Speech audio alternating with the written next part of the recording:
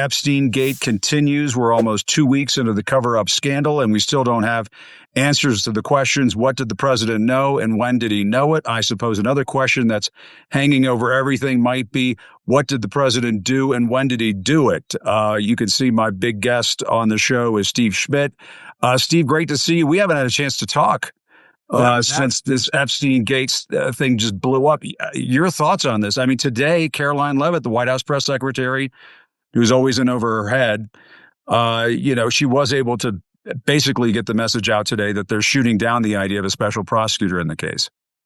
Yeah, I mean, you want to talk about hearing something that would send a cold chill down your spine if you worked in the Trump White House. It's Laura Loomer demanding that there be a special counsel to look into this. And the one thing, the one fundamental lesson is if you work in a White House, is you got to be criminally stupid to ever allow for the signing off on a special counsel, right? It's Bill Clinton's greatest regret, and Donald Trump will never, ever, ever, ever do it. But the fact that some of the craziest voices in MAGA are demanding that he find one, that he investigate this, shows the dimensions of what this is. And I love this quote from John Kennedy, which I think is the great quote of this era that summarizes everything. And it was from his inaugural address where he says, "Beware to the foolish men who seek power by trying to ride the tiger, only to wind up inside the tiger."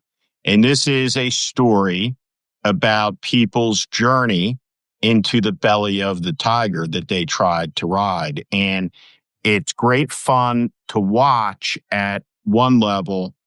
On the other, I think it's really important that everybody remember that this vile criminal, this animal, Jeffrey Epstein, this scumbag, tortured, abused over 1,000 girls.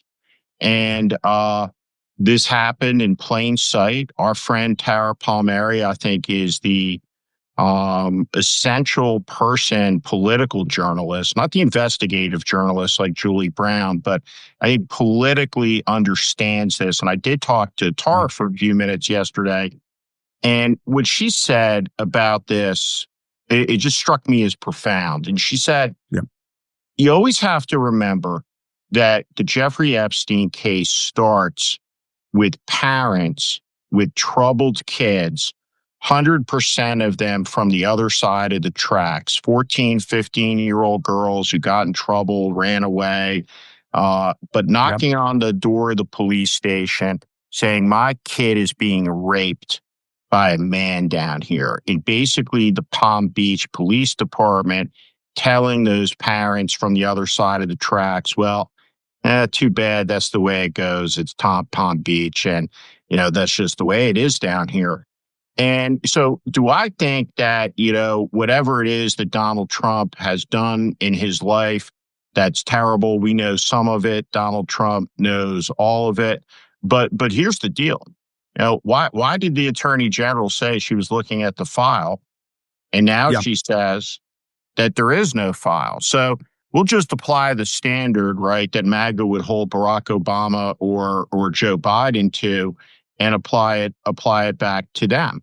And obviously, the base sees that, well, this is an issue we care about. So it's really no different than that community in Missouri that voted overwhelmingly for Trump than somebody they knew was captured by ICE and shipped out of the country. So then it became a community crisis. So long as it's not happening to you, right? No big deal. But when it happens to you, so this is the first issue where the base, the MAGA base, for whatever reason on this issue, all of these components, all of these tingling tentacles, this is the thing that has been the thing that has disproved the arrogance of Trump's claim that I could shoot somebody in the middle of Manhattan and get away with it. Well, maybe so. But the one thing you couldn't get away with is having your attorney general go on national television and say, hey, I was looking at the Epstein files. We're going to be releasing it soon. And then all of a sudden there's no Epstein file and it's all a Democratic hoax and it's not going to work out. No, I mean, and you have Elon Musk, busy tweeting overnight, asking his AI tool Grok questions about the Epstein case. Musk asked, are there likely to be electronic records on any government or commercial computers recording who traveled on Epstein's plane to the Virgin Islands? Grok replied, yes, electronic records likely exist. And then, you mentioned MAGA world. I mean, there are lots of different characters in MAGA world who have been going absolutely nuts over this. I'm kind of, I sort of find it amusing that white nationalist Nick Fuentes, who dined with Trump at Mar-a-Lago, has come back into the mix. He's telling Trump, quote, fuck you over the Epstein files. Quote from Nick Fuentes, fuck you, you suck, you are fat, you are a joke, you are stupid, you are not funny, you are not as smart as you think you are. Nick Fuentes is garbage. He's a terrible human being, but he dined with Trump at Mar-a-Lago, and I guess presumably represents part of that disgusting segment of the base that Trump plays to from time to time. Even Mike Pence today calling for the files to be released. I mean, they cannot. Trump cannot. He can call it a hoax all he wants. He is not going to shut this down. There's an old saying, it's one of my favorites, and it's, you can't fix stupid. And that's what Trump's problem is. Pam Bondi is stupid. Now, Kristi Noem is sociopathic. I think she's a lightweight, but she's not stupid in the same way that Pam Bondi is, because there's no chance that Kristi Noem would put herself in the position where she said, hey, I'm looking at the Epstein file, and then all of a sudden there's no more Epstein file. Right. And so when you look at Kristi Noem, Trump doesn't care that she's running around the country openly with Corey Lewandowski. She doesn't care about any of the bad things that Kristi Noem is doing. What Trump cares about is, has Kristi Noem done anything that makes Trump look bad in the eyes of Trump? And the only person who's really done that, including even incredibly Pete Hegseth, on an issue that matters to this MAGA base, is Pam Bondi. So start the clock on Pam Bondi. And the reality is, as we're all finding out, elections have consequences. Yeah. And by the time we get to the midterms, tremendous damage has been done. More will be done. Not a lot you can do to stop it, but defenestrating a couple cabinet secretaries, taking a couple of them out, disempowering them, watching them fall, watch the next ones come up. That chaos will accumulate in a way that's politically really, really bad for Trump. And there is a really huge political implication about Epstein. Our friend David Rothkopf in the Daily Beast wrote a piece saying, does anybody really think that Trump is going to pay the price for this? And he said, tell me why. And David's one of the smartest guys out there, and I'm gonna answer the question.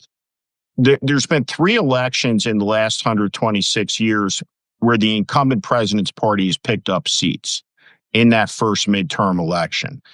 And the consequence for Trump on the Epstein file is that it's going to disengage his base on its craziest edges, and that's going to depress turnout in a season where Democratic turnout surges, and that creates the conditions for cataclysm politically for Republicans. And then there's a worse aspect to it, which is Elon Musk. And I think that in all of the coverage about Musk and the third party, there's a lot of analysis that's missing the mark, right? So there's 2 things. Yeah.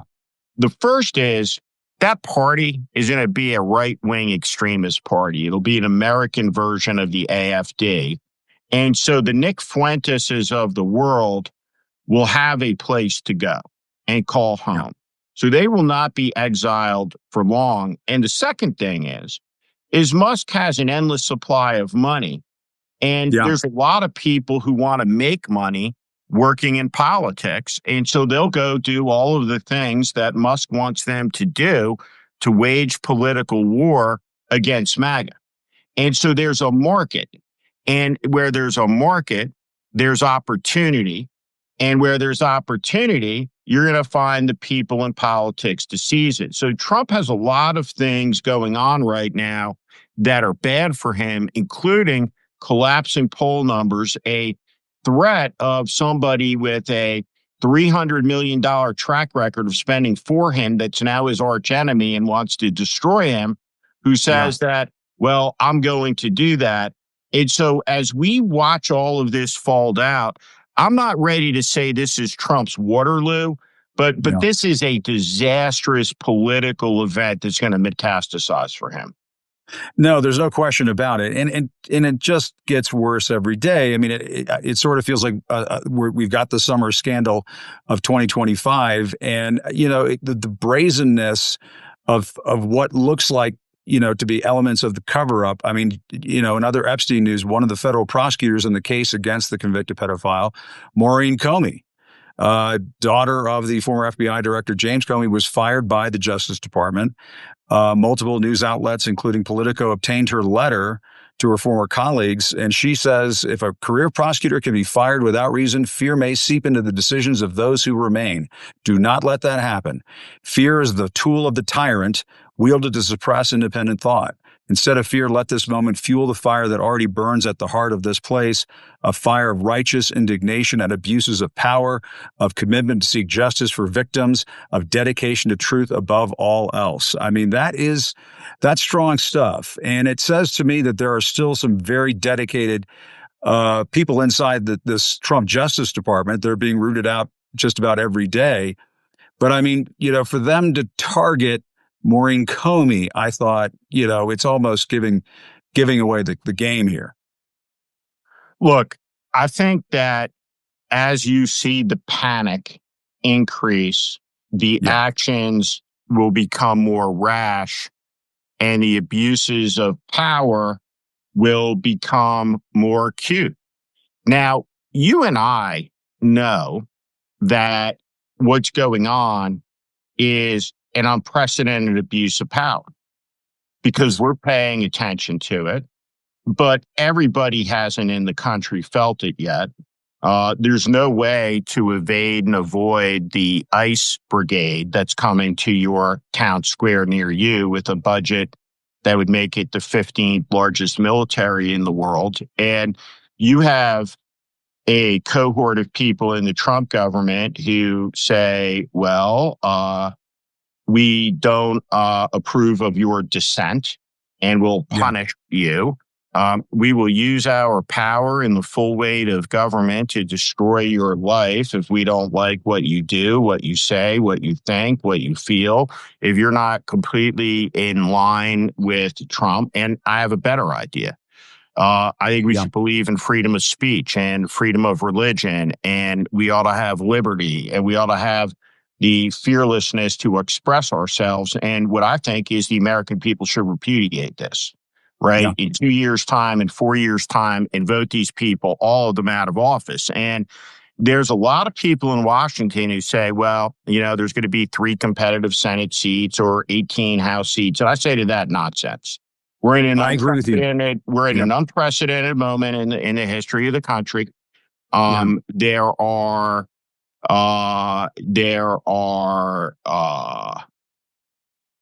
millions of Americans who kind of looked out there for a lot of reasons over the last 20 years and said, my vote doesn't really matter.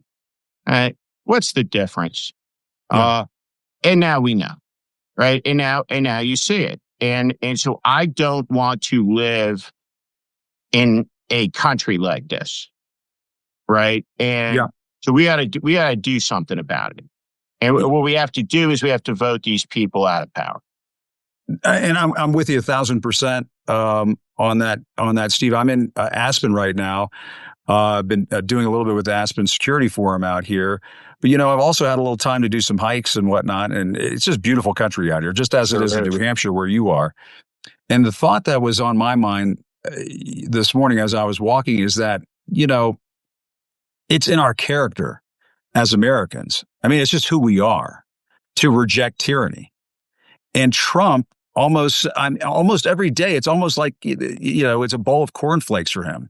He wakes up and he thinks about how he can just expand this notion that he can be a tyrant in this country. And he takes various steps on a daily basis to see that come to fruition. The fact that they're talking about putting Emile Beauvais, his former defense attorney, and now he's a senior Justice Department official, on the federal bench as a federal judge, which, if you listen to Jeffrey Toobin, that's essentially setting Beauvais up for a nomination to the Supreme Court. I mean, the thought that Donald Trump's own defense attorney would be on the Supreme Court is just beyond the pale to me. And it strikes me to be a part of this tyranny agenda that he has in this country right now. And I think Americans are going to reject it. He's one of the most unfit judicial nominees in 250 years of history in the country. And I'll come back to him. To him in a minute. Right before we got on, we were talking about travel and some of the places you've been in Europe this summer. And I don't travel for business like I used to, but for 10 years of my life, I was flying. My lowest mileage year was 350,000 miles, and I was a global traveler. I'm a million miler on multiple airlines, and so you travel around the world. When you get on a plane in every other country, right, they line up just like in the United States at the gate. But the difference is in the United States, when people line up at the gate, right, they swarm it. It's a jumble. There's chaos when you're boarding a plane, right? No one boards in their groups and their zones. Yeah, everyone's trying to gain one zone ahead, right? Yeah. The person who tries to control the American crowd at the gate, right, gets accosted, yelled at, berated, right, by the average assortment of Americans who are randomly gathered there. You go to Germany, right? A friend of mine who used to run Merkel's campaign said the Germans are the only people in the world who would get online to go to the revolution, right? There's something deeply embedded in our national character, right, that's involving, don't tell me what to do. That's right. And Donald Trump is going to run into more and more problems with that, right, as time goes on. We are a defiant people in this country. Question of Emile Beauvais is that when you go back, and one of the things that's missing so much from the political coverage of this moment is, how did this happen in July? Well, sometimes we got to go back to March, right? Not March 3,000 years ago, right? But March of this year. Yeah. When Chuck Schumer appeased Donald Trump to avoid the government shutdown, that was the whole game. It was the worst strategic and tactical political decision a minority leader has made ever. Yeah. And he gave Donald Trump all of the power to do everything that he's done. And the proposition in July, as we want to get ready to start talking about putting a check on this that the Democrats are offering, starts with something similar to what went on with Biden, which is you're helping Trump if you say Schumer's got to go. Yeah. And I'm here to tell you, Schumer's got to go. Yeah. The Democratic Party needs to have younger leaders, new faces, because there's not one Democrat who's known, credible though it may seem, who is more popular than Trump, which tells you need somebody who's not as well known, who can become well known and be viewed as a future face. So 6 Democratic senators voted to confirm Christie no. 2 of them have said, big mistake. Okay, people make mistakes. But I want to say, terrible judgment. Yes. You didn't know who Christie no was? Yeah. 99 votes for Marco Rubio? You didn't know who Marco Rubio was? Anybody who shoots a dog, I'm sorry. There you go. It's game over. You cannot be a cabinet member in this country if you shoot a dog. I mean, if it's Old Yeller and the dog is dying, whatever, we take him to the vet. I understand that. But it's astounding to me. But the whole cabinet is set up this way. Yeah. And you mentioned the Democratic Party. I just want to say that I saw some polling this morning that showed that the Democrats are polling worse than the Republicans right now. Yeah. And that's an indictment of the Democratic Party. I have to say, there are some admirable people in the Democratic Party. There's no question about it. Many of them have been standing tall in their opposition to Trump and so on. But the institution itself, my God, they need to take a hard look in the mirror. And there are some people that you mentioned, the new faces and the fresh faces that are needed. Some of them have been rejected in some of these special election primaries and so on. The establishment figures, the fix has been in, and they've been winning some of these races. Mom Donnie not being one of them, but yeah. It's like an Indiana Jones movie, right? And that plane is trying to make it over the Himalayas. Yeah. Right. And you see the peaks there, and they're throwing shit out of the back of the plane to lighten the load. Right. That plane is the Democratic Party, and the mountain isn't moving. And the load that's got to get lightened is Chuck and Jim Clyburn and the 80-year-olds in the back of the plane. Right. Yeah. Parachute or no, out they go. Because the plane will not clear the mountain. In Massachusetts, I am blanking on her first name, but Congresswoman Presley in Massachusetts, Presley, yeah. Right? And Jake Auchincloss, right? Yeah. Two young congressmen. Ed Markey is 80 years old. Yeah. And he's going to run for re-election. Not wild. Okay. Yeah. He's going to sit there in the Senate doing what? Till 87. And so what Democrats have to do, and I think, and this is why they lose to the couch. This is why they lose. The American people are waiting for this. Yeah. They're waiting for it. Yeah. Tell us you get it. Tell us you're sorry so we can vote for you again and do something about this insanity. On the question of Emile Beauvais, I think this is important. Yeah. I talked to a Senate candidate earlier today who's running an outsider lane.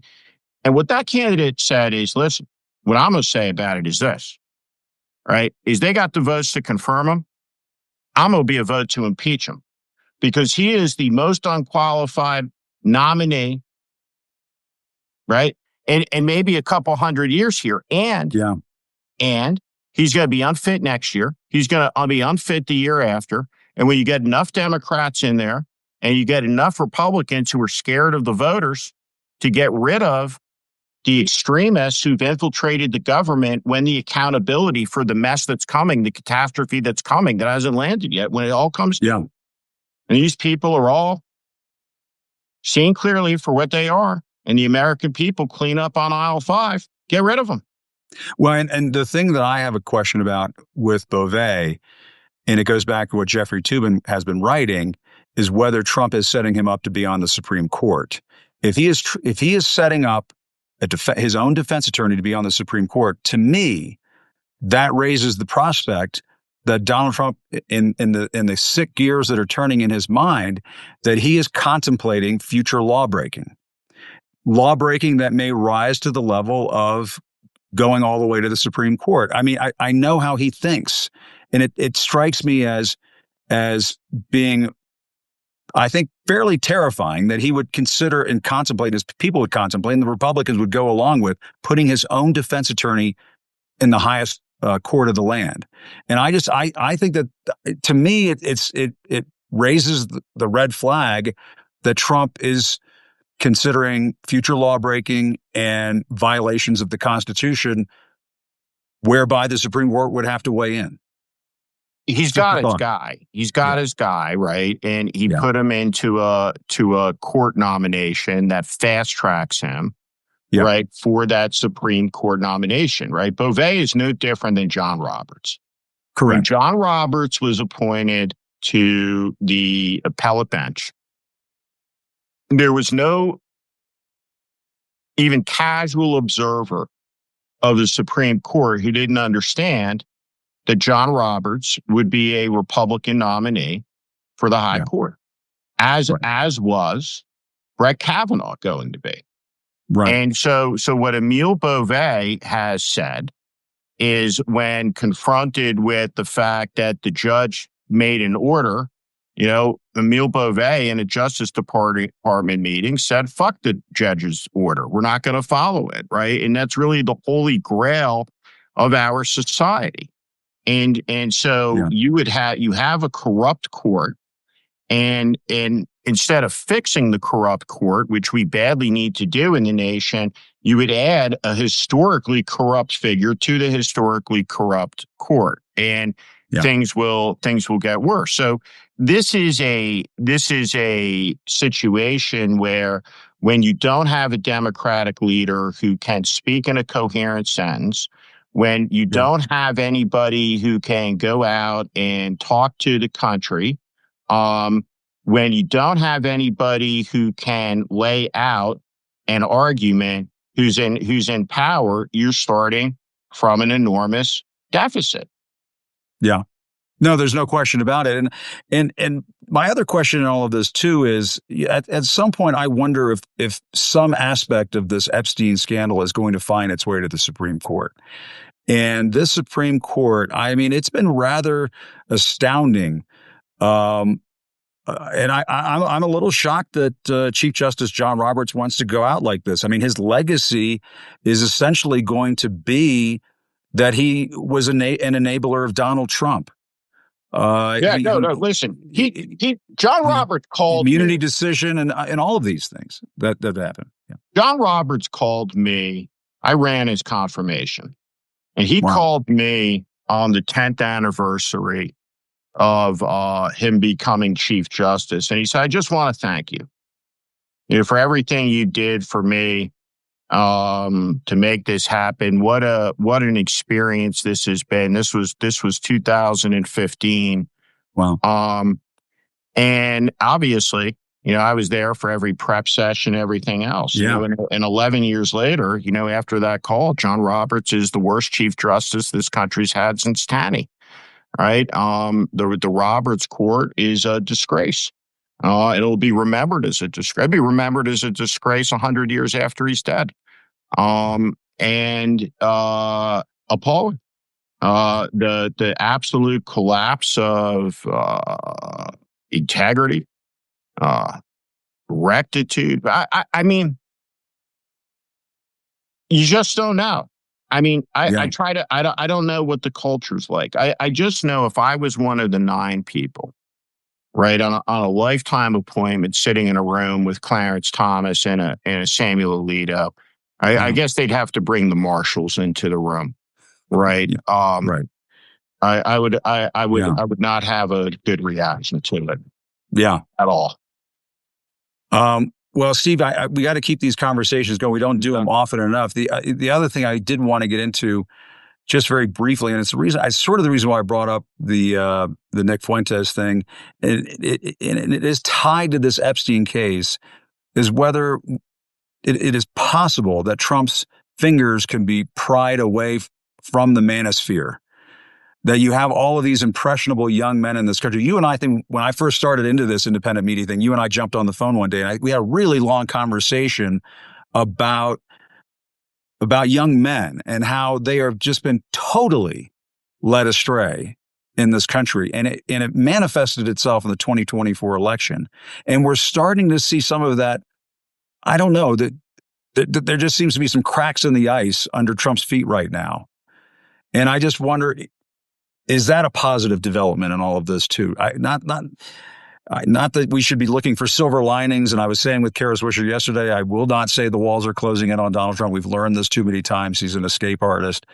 But if there's some way that we could at least see just some healthy skepticism in the Manosphere, I think that would do an enormous amount of good. And correct me if I'm wrong. Maybe I'm overstating it. I don't know. But I think, well, first off, Donald is able to escape from almost any force opposing him except for himself.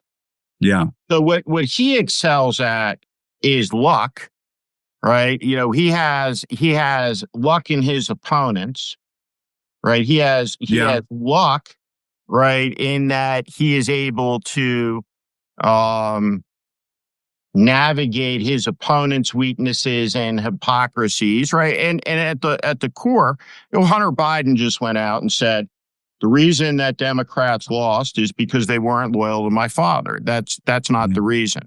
The reason Democrats lost two elections to Donald Trump is they were perceived as the less honest party with the less honest candidate running against the most prolific liar in American history. Right. And so when I say that, right, there's a couple ways to process it. You could say, oh my God, Steve Schmidt said that, let's kill him. Right. Which is like the Twitter reaction, shout him down. Right. And that's kind of the standard. That's the standard fare. Right. You say, well, Zoran Mondon doesn't look like he's going to win an election in Texas to me. Right. I'm not sure this is the future face of the Democratic Party. Right. No. Right. The screaming, the shouting down. Right. The whole deal with that. Democrats have to face this. You're the most prolific liar, and you lost an election because you were considered less honest on three core issues. And you look at young men, the most important thing for young men to get them back, right? Stop telling them if you're a Democratic politician, there's broken and there's something wrong with them and that they have a collective guilt for all the sins of the world over 20,000 years, because my 15-year-old doesn't have a clue what any of them were talking about. They don't know what that means. Right. And the second thing is young men, they're not going to be for the losers. Right. And more every day, these MAGA people look like the giant losers we know they are. They are losers, and they're liars, and they're cons. But that counterculture element, that ethos online, right? It's juvenile, it's stupid. So of course, it engages young men. I'd love young men to just care about baseball. Right. And movies and cool shit that you and I used to like, Arnold Schwarzenegger movies and things like this, the shit that we used to like growing up. And Caddyshack one-liners and things, and not Donald Trump and not this toxic right-wing politics we have going on in this country. And if this Epstein Files case can shake some of that out of them. And there's a blessing. Listen, and it's important. It's important for men to be able to talk to boys. Right. Yeah. And there's not been enough men who've said this. Right. I think there's a lot of men who were intimidated for having conversations, right, between men about men and boys while this was going on in the last couple of years. And what you want to say to a young man is that Elon Musk is a freak show. Right.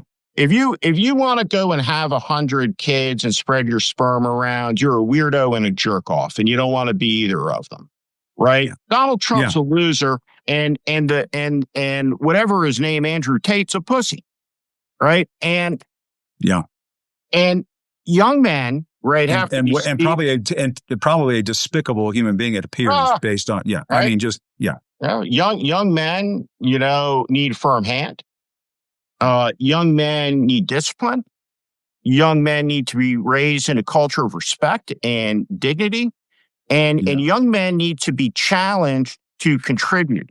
Young men need to understand that they need to look out for the least amongst us. And that a man looks around to see if there's someone being picked on, what can I do to stop that?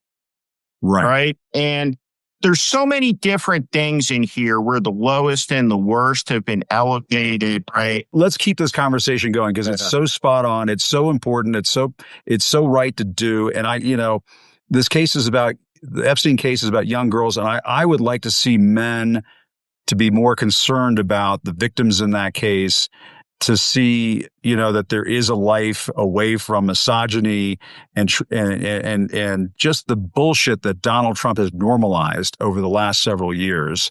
and wrapped it up in just a hall of mirrors of lies. And I just hope that this Epstein files case is just starting to create some tiny little cracks with that manosphere. But Steve, as always, great to talk to you, man. We don't do this enough. Good to see you, Jim. I'm Steve Schmidt. This is The Warning. I invite you to join this community where I promise to be honest, blunt, and direct about what is happening in this country. America is in crisis. Follow and subscribe to this channel and on Substack. Thank you.